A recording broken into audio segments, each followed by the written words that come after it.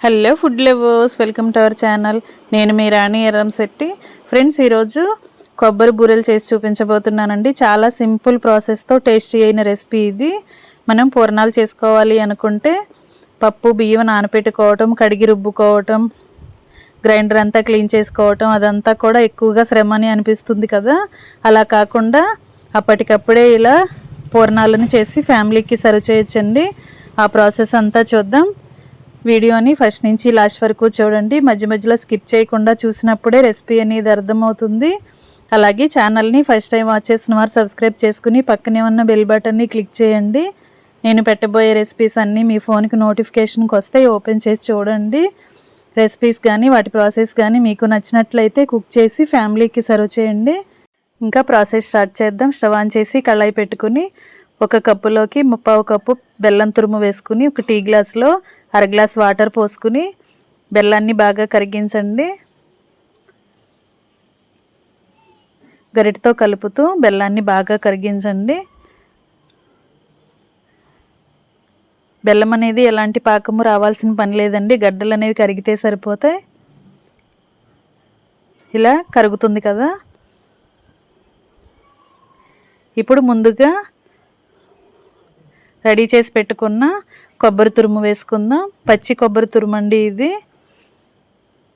1/2 cup బెల్లానికి 2 కప్పుల కొబ్బరి తురుము వేసుకోవాలి. అప్పుడు స్వీట్ అనేది కరెక్ట్గా సరిపోతుంది. ఈ కొబ్బరి తురుము అంతా కూడా బెల్లం సిరప్లో కలిసేంత వరకు బాగా కలుపుకొని 2 యాలకులను తీసుకుని పౌడర్లా చేసుకుని ఇలా వేసుకోండి. యాలకుల పొడి అంతా కూడా స్వీట్లో కలిసేంత వరకు బాగా కలుపుకొని ఉడికించండి. ఇప్పుడు 2 టేబుల్ స్పూన్లు నెయ్యి కూడా వేసుకుని స్వీట్ని బాగా కలుపుకుని ఉడికించుకున్నట్లయితే స్వీట్ అంతా కూడా కళాయికి అంటుకోకుండా ముద్దలాగా వస్తుంది. అంతవరకు కూడా ఉడికించండి. కొబ్బరి అనేది పాకాన్ని బాగా పీల్చుకుని ముద్దలాగా రావాలి. అంతవరకు కూడా ఫ్లేమ్ సిమ్లో పెట్టుకుని గరిటెతో కలుపుకుంటూ ఉడికించండి. ఇప్పుడు నెయ్యిలో ఫ్రై చేసుకున్న డ్రై ఫ్రూట్స్ అన్నీ వేసుకోండి. వాటిని కూడా స్వీట్లో కలిసేంత వరకు బాగా కలుపుకోండి. నెయ్యి వేసిన తర్వాత స్వీట్ అనేది కళాయికి అంటుకోకుండా ఇలా ముద్దలాగా వస్తుందండి. అంతవరకు కూడా ఉడికించండి. స్వీట్ అనేది కరెక్ట్గా ఉడికిందో లేదో ఈజీగా తెలిసిపోతుందండి. మనం కొంచెంగా స్వీట్ని చేత్తో పట్టుకొని చూసినట్లయితే ఇలా ఉండలాగా చేసినట్లయితే కరెక్ట్గా బాల్ లాగా ఫామ్ అవుతుంది. కరెక్ట్గా ఉడకలేదు అంటే కొబ్బరి అంతా కూడా పొడి పొడిలాడుతున్నట్లుగా వచ్చేస్తుంది. అలా కాకుండా ముద్దలాగా వచ్చింది అంటే స్వీట్ కరెక్ట్గా ఉడికినట్లే. ఇంకా స్టవ్ ఆఫ్ చేసుకుని స్వీట్ అంతా కూడా కళాయి నుంచి తీసుకుని ఒక బౌల్లోకి పెట్టుకోండి. అదంతా కూడా గిన్నెలోకి వేసుకోండి.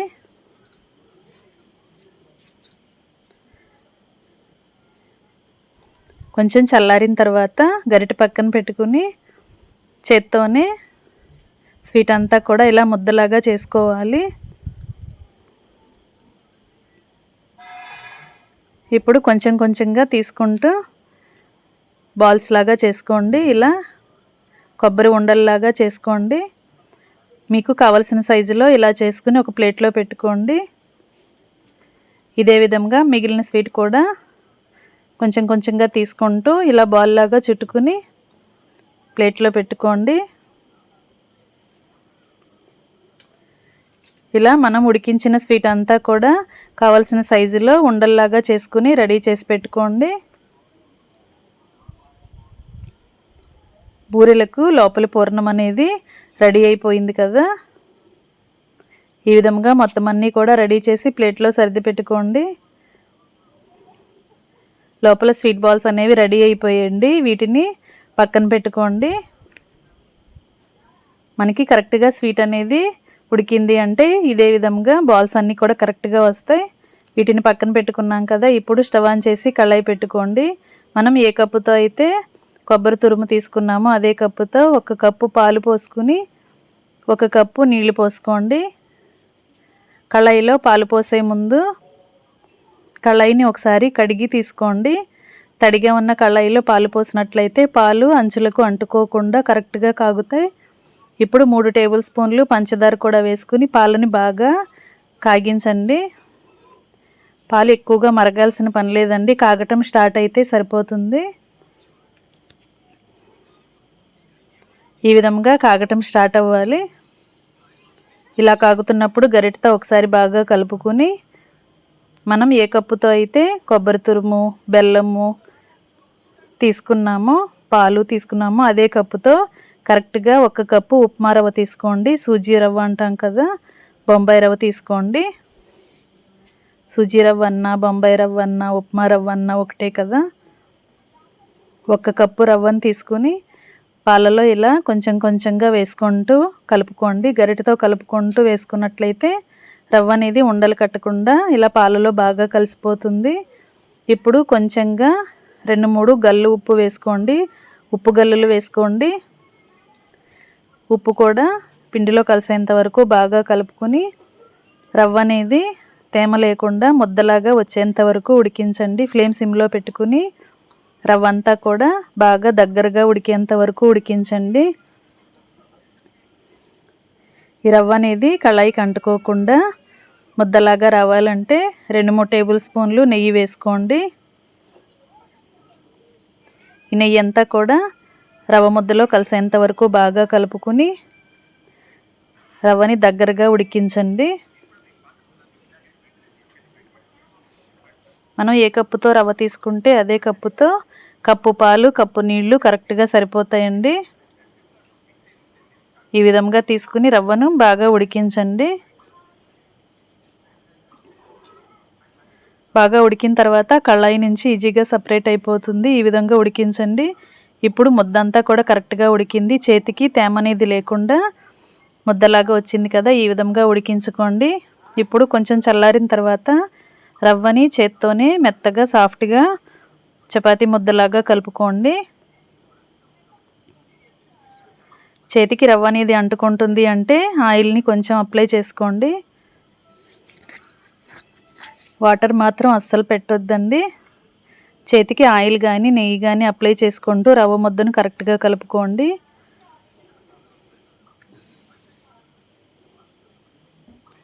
ఈ విధంగా ఉడికించాం కదా, ఇప్పుడు గిన్నెలో ఆయిల్ పెట్టుకుని పక్కన పెట్టుకోండి. చేతికి ఆయిల్ని అప్లై చేసుకుంటూ రవ్వ ముద్దని కొంచెం కొంచెంగా తీసుకుంటూ బాల్స్ లాగా చేసుకోండి.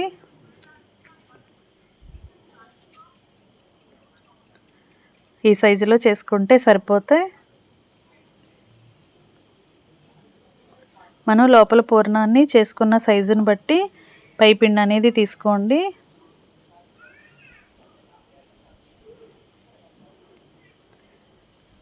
ఇలా కొంచెం రవ్వ ముద్దని తీసుకుని పల్చగా ఒత్తుకొని దాని లోపల కొబ్బరి పూర్ణాన్ని పెట్టండి.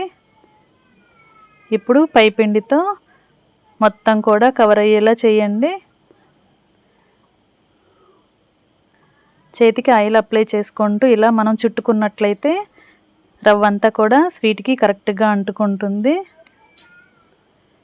ఎక్కడా కూడా గ్యాప్ అనేది కనిపించకుండా ఉండాలండి. లోపల పూర్ణం అనేది బయటికి రాకుండా రవ్వ ముద్దతో బాగా కవర్ చేయండి. ఇలా మొత్తం అంటించిన తర్వాత 2 చేతులతో ఇలా బాల్ లాగా రౌండ్గా చేసుకున్నట్లయితే షేప్ అనేది కరెక్ట్గా పూర్ణం లాగా వస్తుంది. ఈ విధంగా చేసుకోండి. ఇదే విధంగా ఇంకొక పూర్ణం చూద్దాం.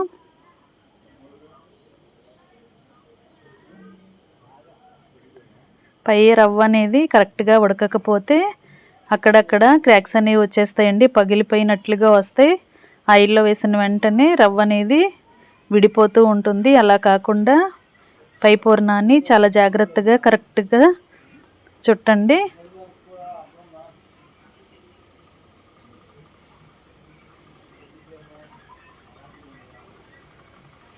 ఇలా చేసుకుని ప్లేట్లో పెట్టుకోండి.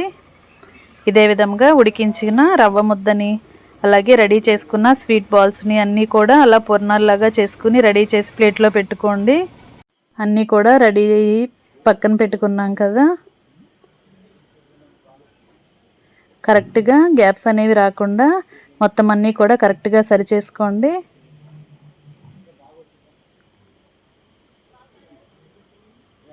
మొత్తం అన్నీ ఇలా రెడీ అయిన తర్వాత డీప్ ఫ్రై స్టార్ట్ చేద్దాం. స్టవ్ ఆన్ చేసి కళాయి పెట్టుకుని డీప్ ఫ్రైకి సరిపడా ఆయిల్ పోసుకోండి. బొంబాయి రవ్వతో చేసుకున్న బూరెలు కదా, ఆయిల్ అనేది ఎక్కువగా పీల్చుకోదండి. చాలా సింపుల్గానే ఇవి కుక్ అయిపోతాయి.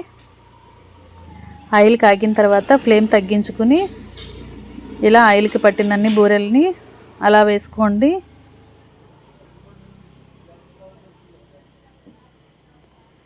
వేసిన వెంటనే గరిటె పెట్టకుండా కొంచెం సేపు ఫ్రై అయిన తర్వాత గరిటెతో కలుపుకుంటూ ఫ్రై చేసుకోండి. ఇలా అటు ఇటు కదుపుతూ ఫ్రై చేసుకున్నామంటే మొత్తం అంతా కూడా పూర్ణం అంతా కూడా ఈవెన్గా ఫ్రై అవుతుంది. ఈ విధంగా కరెక్ట్గా ఫ్రై చేసుకుని ఆయిల్ నుండి తీసేసుకోండి.